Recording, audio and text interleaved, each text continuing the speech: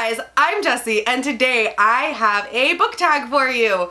I have been so behind on my backlog of book tags. Like, people keep tagging me and stuff, and I'm like, like, I've just been behind on filming in general, so I'm trying to, like, bulk film and, like, get a bunch of stuff out because I have so much coming up in November and December. Like, it's messy. But I'm really excited. I've been wanting to do this book. I was tagged by Angela over at the Literary Science Alliance, and y'all, this one's a lot of fun. This is the Around the World in 80 Pages book tag, and the questions are really, really fun, and I'm really excited for that. All right, so the first question is your favorite book set in or with reference to Eastern Europe or Asia. And if you've been around here, like, Asian fantasy has been one of my absolute favorite things lately. A couple of my absolute favorites have been Sword of Kaigen by M.L. Wang. It's such a fantastic self-published adult fantasy book where we follow, like, a middle-aged mom who, like, used to be this, like, badass fighter, and now she's kind of just a mom and she's really struggling with that. And then we also follow her oldest teenage son. It's so good. I highly recommend that to anybody.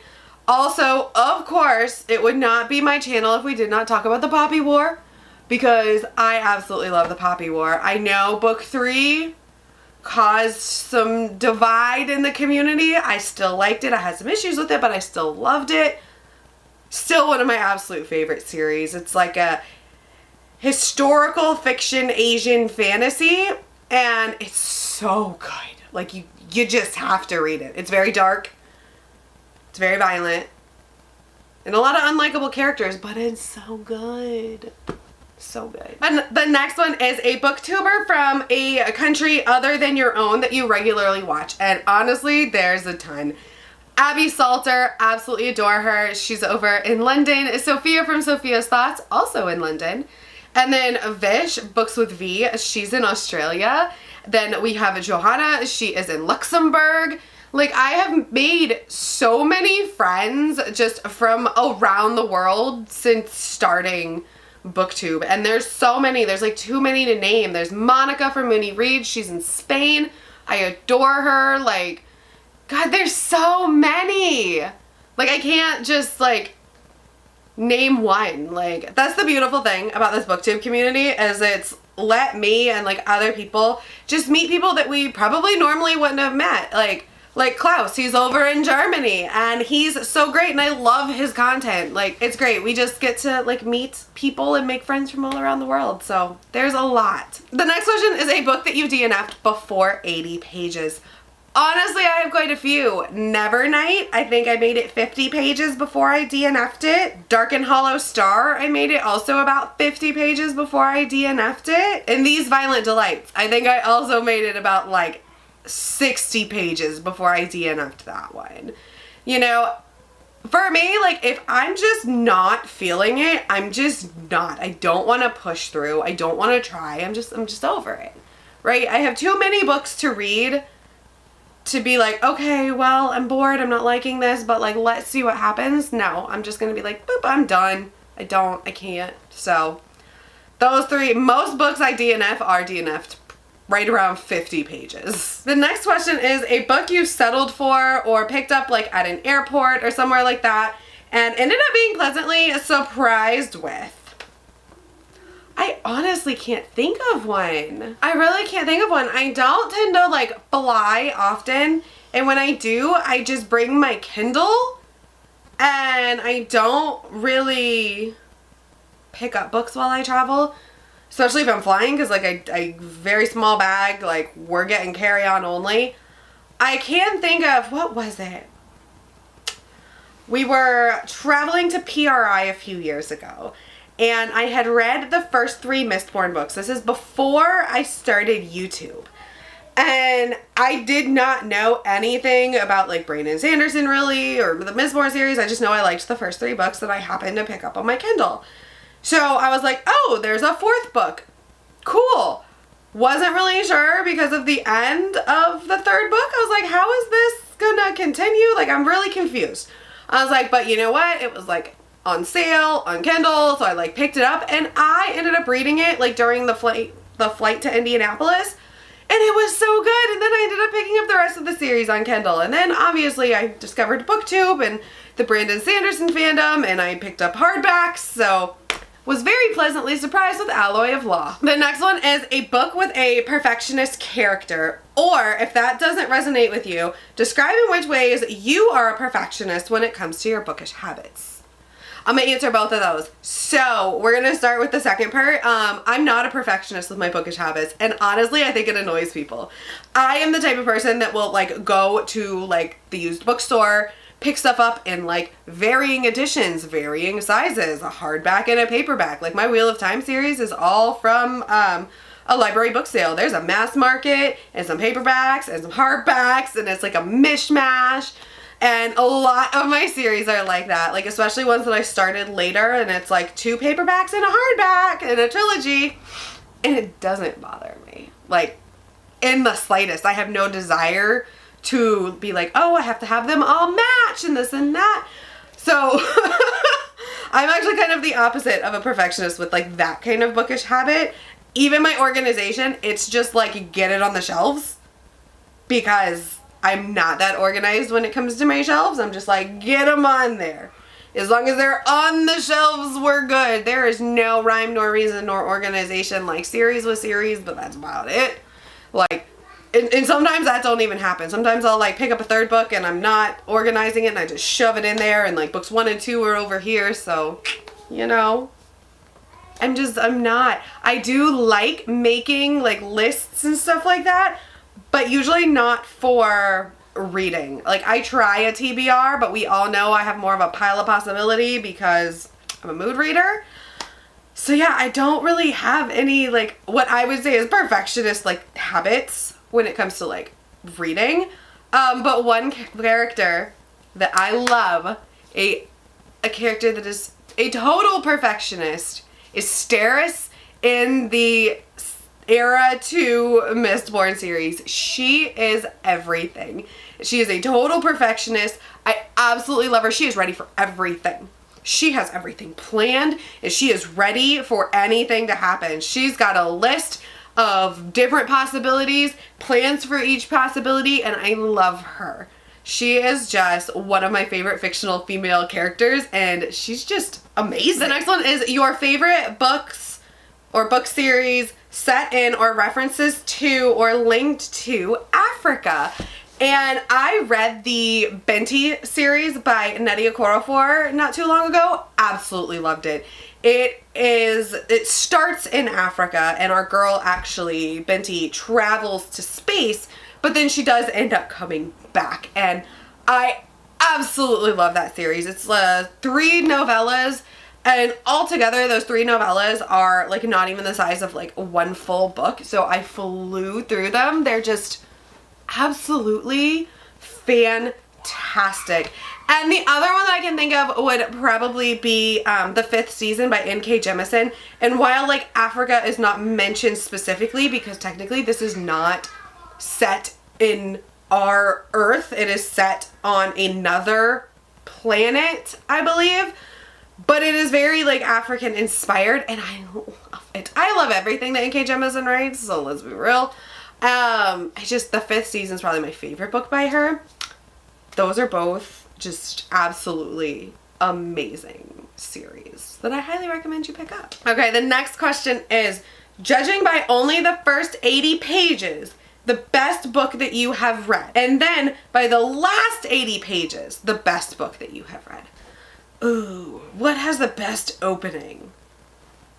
Okay, so the 5th season, the best first 80 pages goes to the 5th season. Literally, you could tell me the first 1 page and it would go to the 5th season, because it has the best opener ever. It had me bawling in a page. Like, it blew my mind. It is fantastic. It has the best opening of any book I've ever read, and I stand firm behind that. So for the best first part, we're gonna go with the 5th season. Now for the best last 80 pages, probably Words of Radiance by Brandon Sanderson. I love the Sanderlanche in that book.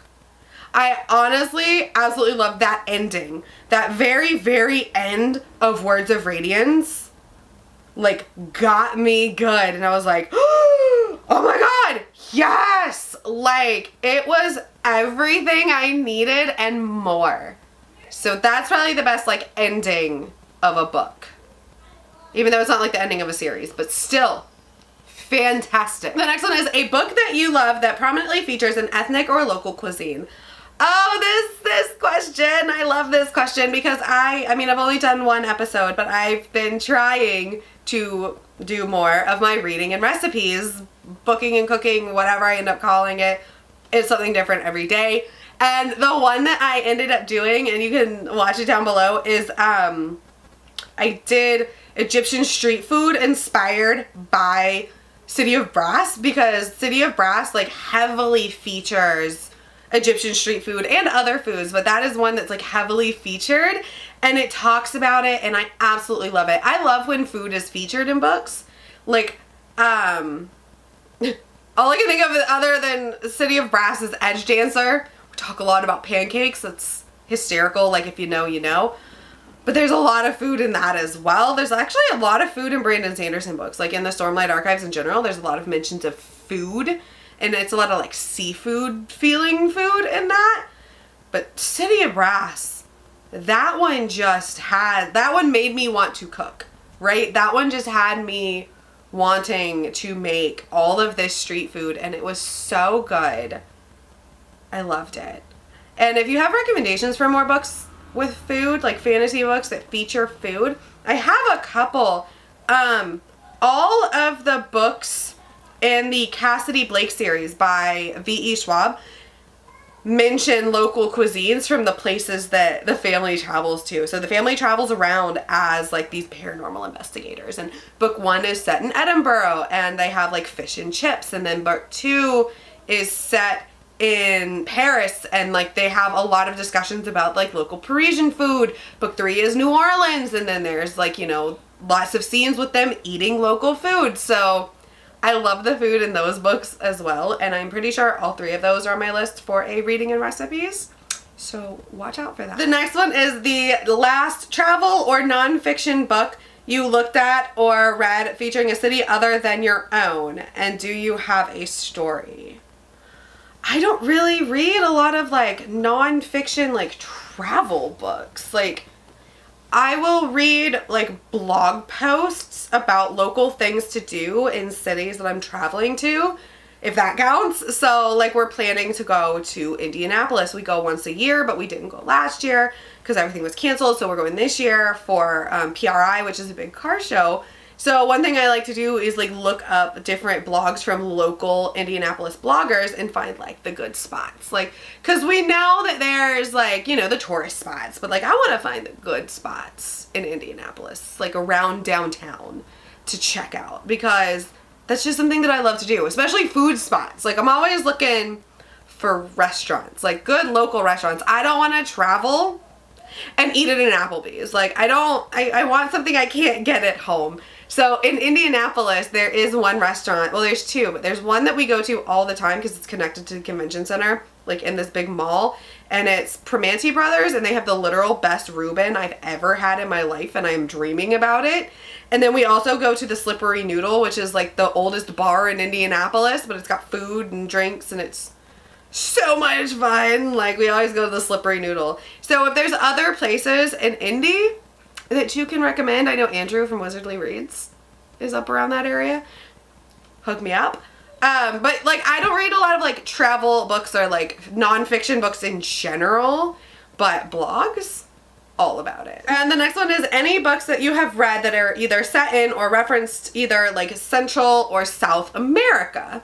So probably my favorite like Central South American inspired book that I've read recently is Black Sun by Rebecca Rowanors. I flew through that book. It is so good. It draws inspiration from ancient pre-Columbian indigenous populations, and it is such a beautiful world. I am so excited for book 2 to come out. I loved book 1 so much. I'm not a fan of the cover of book 2. Sorry, it's just not cute, but I'm still gonna buy it and read it because like the content is what matters, right? So probably Black Sun by Rebecca Rosenhorst. The next one is your favorite book referencing another world, universe, or dimension. And since I am a fantasy sci-fi reader, like, that's like all of them, right? Like, I mentioned the 5th season earlier, but like technically that's on another planet, but like it's very like African inspired, so I don't think that really counts. Anything set in space, like I really loved The Disasters, which is set in space and they go to different planets and like that's really cool. I also really liked The Expanse, which again is set in space, so totally a different world. Like Born, I believe, is Earth, but it's like a different Earth. It's very weird. It's weird sci-fi.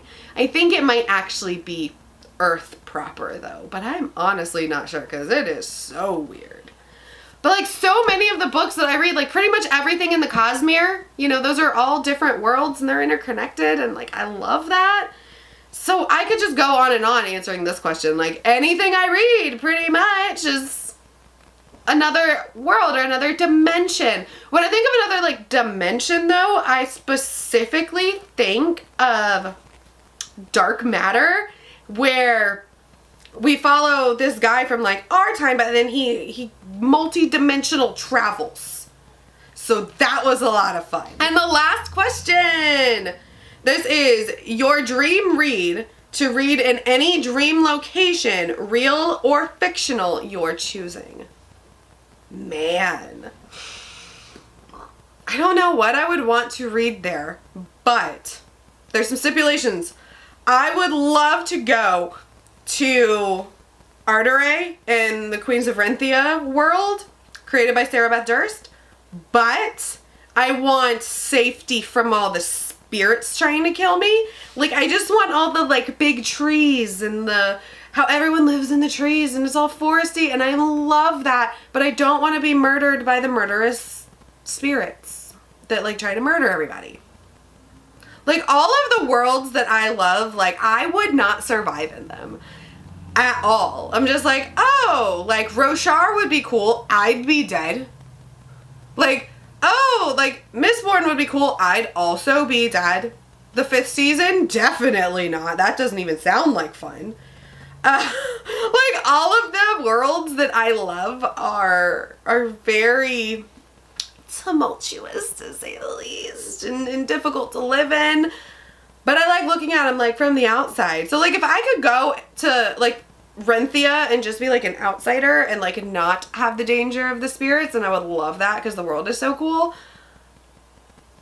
And definitely, you know, read something foresty. Like that would be a cool place to read, like The Hobbit or like The Lord of the Rings. Like laying in your tree in like a hammock and just like reading old Tolkien. Like that sounds great, right? Look, there's like tag challenges in this and I didn't realize that. Okay, tag challenge number 1 says tag a channel that has 80 or fewer subscribers. If you cannot, then you must tag a channel with more than 800,000. I don't know anyone with under 80. I think most people that I know are like, I mean small, but like over that at least. I cannot think of anyone off the top of my head. More than 80,000 though? I really only know Elle from Elliot Brooks, so here you go. You got over 80,000. Tag challenge number 2. Tag a channel you like that has reviewed any of the novels that you mentioned in the tag.